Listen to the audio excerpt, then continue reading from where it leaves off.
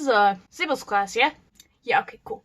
Good. Anyway, hello. For this video, I don't have the Chad Final Cut Pro X to help me edit this, so it's just my stupid face in Windows Movie Maker, or iMovie if they have it. Hello! For music class today, I've compiled a series of information based on popular EDM artist AVICII. You might have heard him on the radio a few times every now and then, but who exactly is he? That is what I seek to answer today. Sit back and take a journey with me as we take a look at the life of Tim Bergling. In the early hours of September 8th, 1989, proud parents Klaas Bergling and Ankie Liden welcomed their new baby boy Tim into the world. But we don't have time to talk about babies. That, and we also really don't have info on his baby life. That would be creepy. Regardless, it seemed that Tim was destined for greatness at an early age. He began mixing and mastering music at the age of 8 years old and started making music himself at age 18, inspired by his DJ brother. While making music, he signed with a small record company called Dashwitz Plays in 2007. He was also seen on a forum called the Laid Back Luke Forums, which is an online forum where people can post their music, as well as give and receive criticism. I've been considering joining myself since, I really need critique and I am a DJ. On the Laid Back Luke Forums, he refined and defined his deep house style, something I'm not going to try to explain because I have an aneurysm trying. Regardless, he was making and producing music at a quick rate, something for people to keep their eyes on. It was also during this time that he explained what AVICII meant.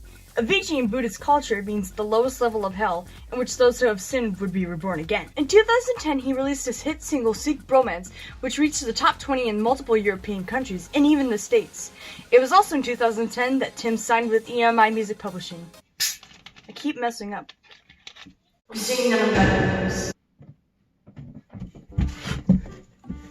Hey, if it's because I don't look like a disheveled mess anymore and I actually have hair, you're right, I actually do have hair, for some odd reason. Also, while I was filming the original video, I forgot to mention 5 things you've got to know about Stockholm. Stockholm is the capital of Sweden. The Vasa Museum has perfectly preserved a Viking warship from old age. Stockholm, Sweden was actually the first city anywhere in the world to award out a Nobel Prize. The lack of heavy industry makes Stockholm one of the cleanest metropoli around. Metropolis, I think. I'm probably just making up. I'm gonna cry. The Vasa subway is also considered to be the longest art gallery in the world. It's got a bunch of sculptures and paintings to accommodate it. Chances are you've likely heard this song before. If you have heard it, it's more than likely you watched Minecraft YouTubers with 3D text intros. Just kidding. This song is called Levels. It's spelled with a 7, but that's not really important. I mean, could be, I guess, to some people, but who's paying attention? AVICII released a song in 2011 where it seemed to almost immediately peak on the charts across Europe and the States again.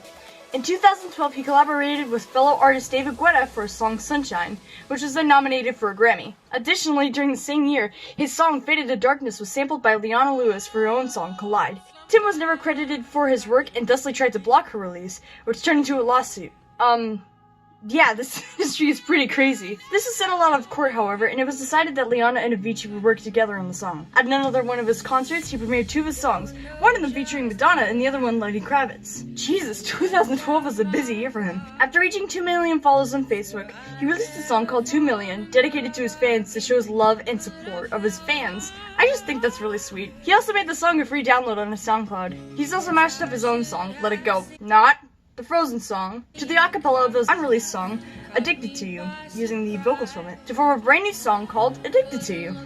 Sponsor me. In 2013, he released his first album, True, a compilation of new works including the hit song Wake Me Up, a bluegrass ting song which he actually had a bluegrass band come out and help perform with him. This song proved to be a fantastic hit as it overtook Robin Thicke's Blurred Lines on July 21st in the UK. When DJ Mag's top 100 DJs were announced, AVICII ranked number 3 on the list, with Hardwell displacing Armin van Buuren as number 1. That year, he released another song, Hey Brother, which might just be my favorite AVICII song.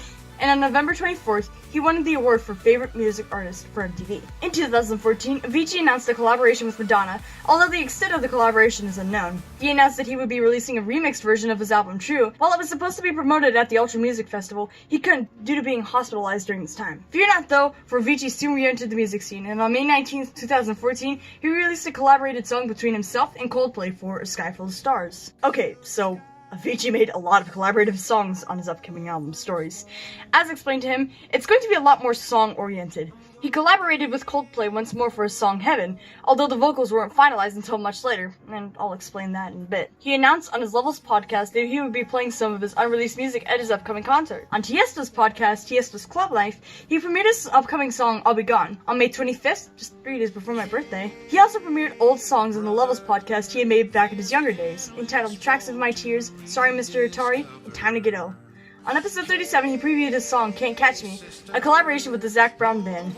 He also announced sometime later that Stories was ready to be released after 2 years of work, and on October 5th, 2015, AVICII graced us all by releasing Stories and 3 additional singles. Finally! Things seem to be going well for Tim now. He's released another album, he's peaked on the charts multiple times, he's collaborated with and reworked so many songs, but things from here go downhill. On the 29th of March 2016, AVICII announced that he would be retiring from touring and playing live, citing the reason for retirement as kidney failure. However, on October 28th, 2016, he performed his last live show in Ibiza.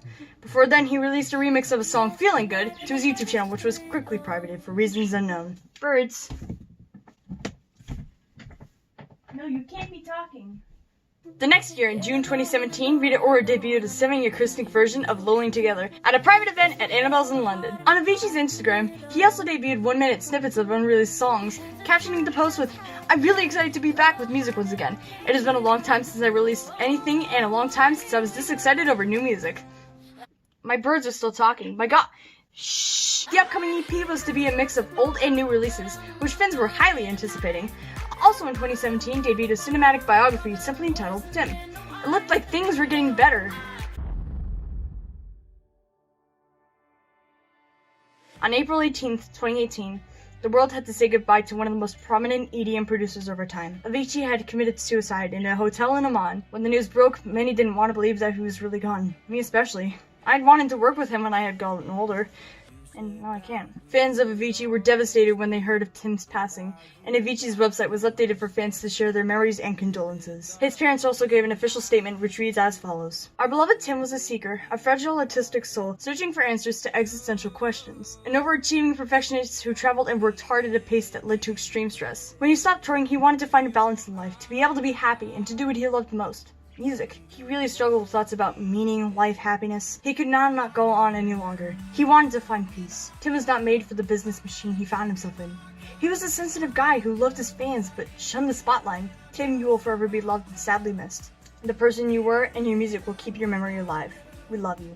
On June 8th, he was buried at Skogskirkegården in Stockholm, Sweden after a private funeral. The tremendous amount of support and condolences from artists and fans everywhere was especially touching to everyone in the community. His legacy is a prominent one, unique in that music is still being released in his name. An album also named Tim was released on the 6th of June 2019. It contained several of AVICII's finished and unreleased songs, including his collaboration song Heaven, which had finalized vocals from Coldplay. Additionally, his parents began a suicide awareness program named after AVICII, named the Tim Bergling Foundation. A link to it will be posted in the description. Anyway, thank you for watching my video. This is a presentation exclusively for music class at my school, which I really won't name for privacy reasons, you know.